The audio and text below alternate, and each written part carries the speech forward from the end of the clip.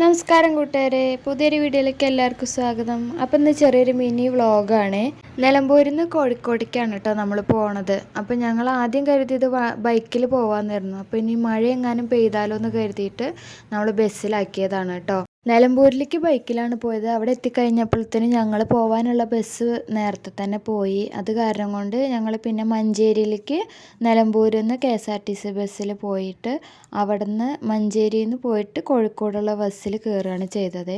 രാവിലെ നേരത്തെയാണ് പോയത് കേട്ടോ. അത് കാരണം ഞങ്ങളൊരു ബിസ്ക്കറ്റൊക്കെ വാങ്ങിയിട്ട് കഴിക്കാനൊക്കെ എടുത്ത് പിന്നെ ഇതാ ഞങ്ങളവിടെ കോഴിക്കോട് എത്തി. അവിടെ ഒരു കുടിയിരിക്കലുണ്ടായിരുന്നു. അവിടേക്കാണ് ഞങ്ങൾ ആദ്യം പോയത്.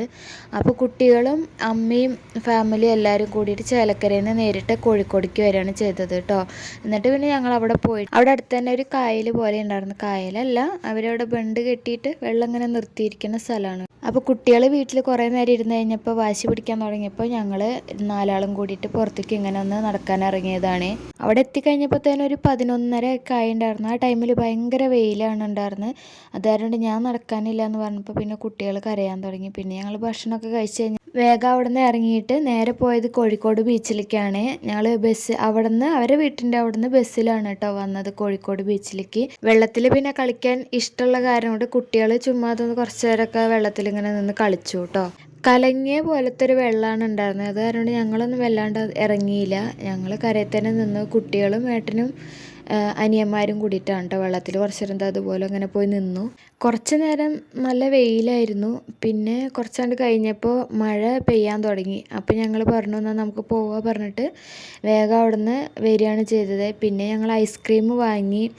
ഇതേപോലെ വല്യമ്മയുടെ വീട്ടിലേക്ക് പോയപ്പോൾ നമ്മൾ എല്ലാവരും കൂടി പലതരം ഫ്ലേവറായിട്ടല്ല വാങ്ങിയത്. ഇവിടെ വന്നപ്പോഴും ഞങ്ങൾ അതേപോലെ തന്നെ ഓരോരുത്തരും ഓരോ ഫ്ലേവർ ഐസ്ക്രീമുകളാണ് വാങ്ങിയത് കേട്ടോ.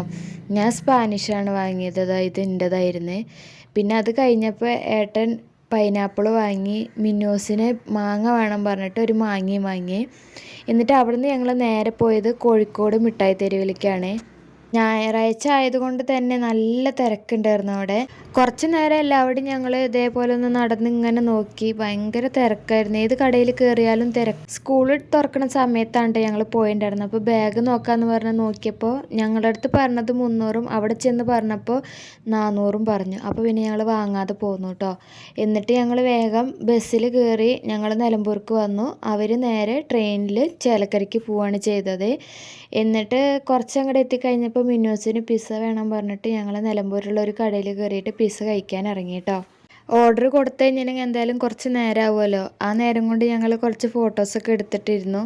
കുറേ വീഡിയോസും ഫോട്ടോസും ഒന്നും എടുക്കാൻ പറ്റിയിട്ടുണ്ടായിരുന്നില്ല കേട്ടോ നമ്മൾ കോഴിക്കോട് പോയപ്പോൾ. കാരണം ഏട്ടൻ്റെ ഫോൺ സ്വിച്ച് ഓഫ് ഓൺ ചെയ്തു. എൻ്റേത് ചാർജ് കഴിക്കേണ്ട വെച്ചിട്ട് അങ്ങനെ പരമാവധി അഡ്ജസ്റ്റ് ചെയ്തിട്ടാണ് എടുത്തത്. അപ്പോൾ ആദ്യമായിട്ടാണ് കേട്ടോ ഞങ്ങൾ പിസ്സ വാങ്ങിയിട്ടുണ്ടായിരുന്നത്. കുഴപ്പമൊന്നും ഉണ്ടായിരുന്നില്ല. അപ്പോൾ അത് കഴിച്ചിട്ട് ഞങ്ങൾ നേരെ വീട്ടിലേക്ക് പോകുന്നത്. അപ്പോൾ അത്രയേ ഉള്ളൂ ഇന്നത്തെ വ്ളോഗ്. അപ്പോൾ നമ്മുടെ ചാനലിൽ ക്രാഫ്റ്റ് വീഡിയോസും സ്റ്റിച്ചിങ് വീഡിയോസും എല്ലാം ചെയ്തിട്ടുണ്ട്. നിങ്ങൾക്ക് വീഡിയോസ് എല്ലാം ഇഷ്ടമാവുകയാണെങ്കിൽ സബ്സ്ക്രൈബ് ചെയ്തിടാൻ മറക്കരുത് കേട്ടോ.